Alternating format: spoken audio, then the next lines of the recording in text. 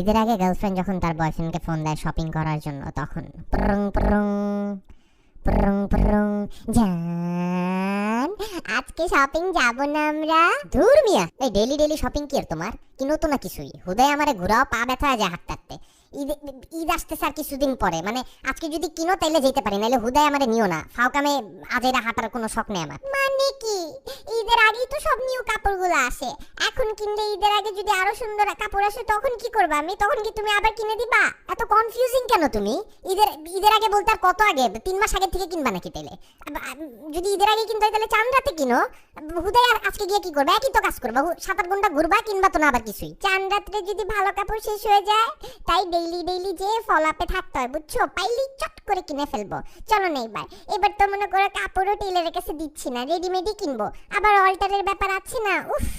আবার যে মেকআপের ব্যাপারটাও ঠিক করতে হবে। তোমার যে অবস্থা দেখতেছে, আমার তো মনে হয় প্রত্যেকটা মেয়ের বাপ মায়ের মনে করে একটা কাপড়ের দোকান থাকা উচিত নিজস্ব। তোমার এইসব আমি পাগল হয়ে যেতেছি। মানে এত কি তোমার কাপড়ই কিনা হইলো না, আবার মানে মেকআপ হইছো ঝাড়াইতে তুমি? এই তুমি এত কিছু বুঝতে চাও কেন? মেকআপ তো শুধু মুখের না, ম্যানিকিউর পেডিকিউর ফেশিয়াল এগুলো সব আগে থেকে করতে হয় না?